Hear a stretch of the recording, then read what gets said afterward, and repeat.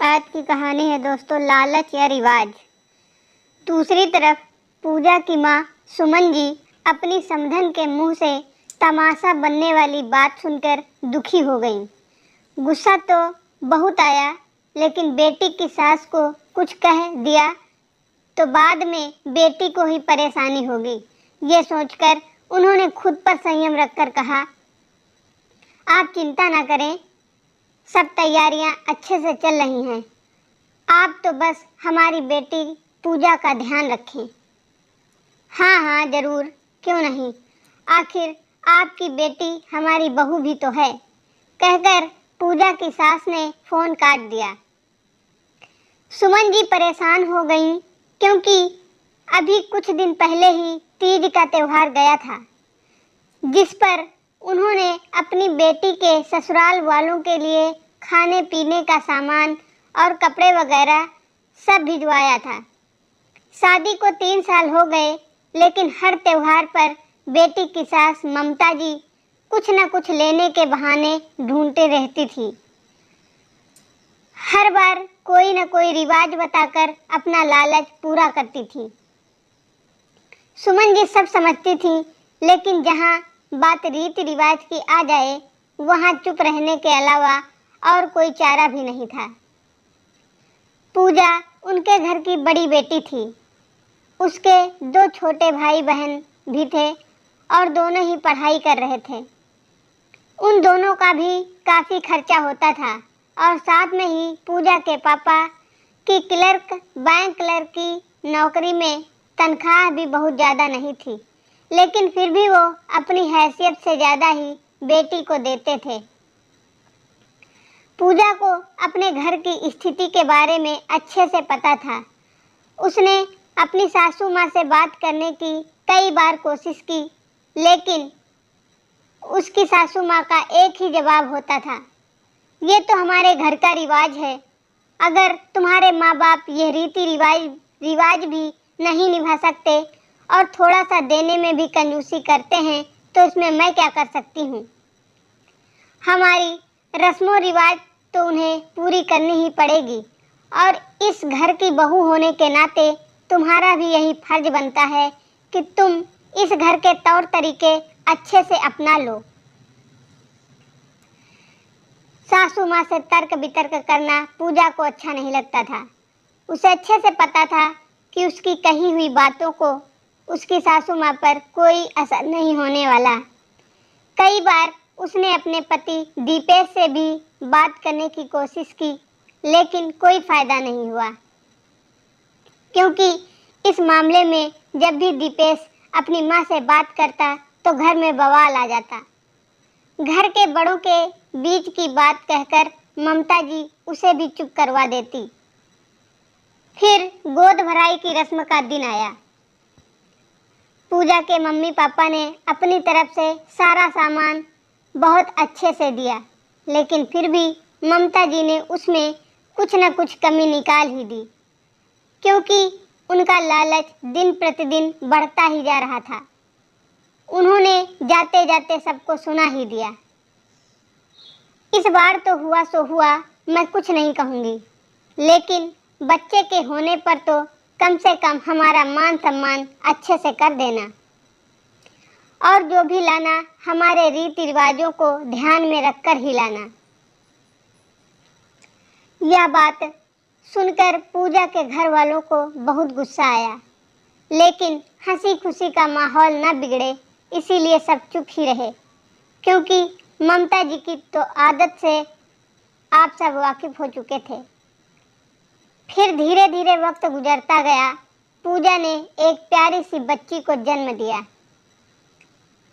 सारी रस्में अच्छे से निभाई गईं। फिर घर में पूजा की ननद तनु की शादी की बात चलने लगी और देखते देखते तनु का रिश्ता पक्का हो गया। सगाई के बाद जल्दी शादी का मुहूर्त निकल गया।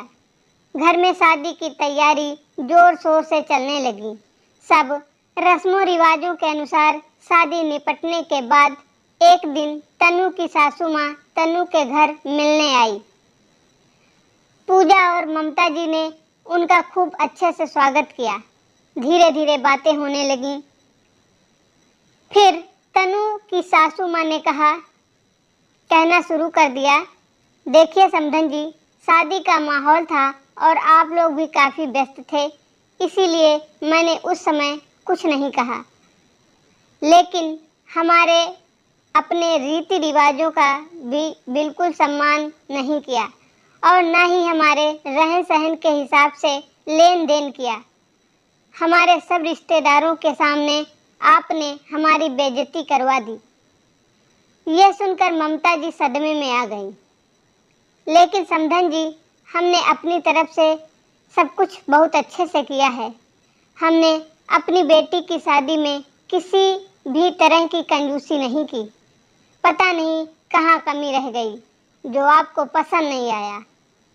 देखिए ममता जी, मेरा घर काफ़ी संपन्न है और मुझे लेने देने का कोई लालच नहीं है, लेकिन बेटी के ससुराल वालों की रिवाज तो किसी भी हर हाल में माँ बाप को निभानी ही पड़ती है, तो आप भी निभाइए और आगे से थोड़ा ध्यान रखना। ये सब बातें पूजा और दीपेश भी सुन रहे थे। उनके जाने के बाद दीपेश अपनी माँ से के पास बैठा और कहने लगा, माँ, कहते हैं दुनिया में हर चीज़ घूम फिर कर वापस ज़रूर आती है। आपने जो अपनी बहू के साथ किया या उसके मायके वालों के साथ जो किया, हूबहू वही आपकी बेटी के साथ हो रहा है।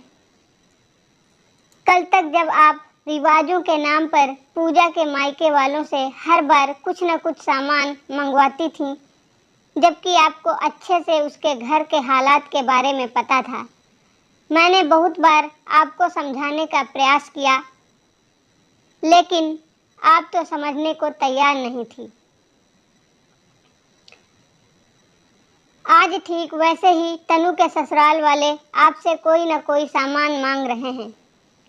भले ही आपने अपनी तरफ से अपनी बेटी को अच्छे से अच्छी चीज़ें दे दी हों, लेकिन उनकी सासू माँ को कुछ भी पसंद नहीं आया।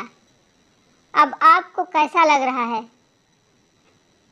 चाहे कुछ भी हो, अपने शौक और अपना घर तो अपनी कमाई से ही चलता है।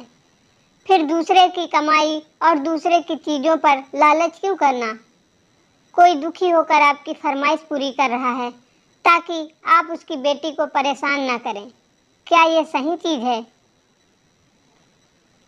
अगर आप लालच न दिखाती तो हो सकता है कि शायद तनु की सासू माँ भी लालची न होती।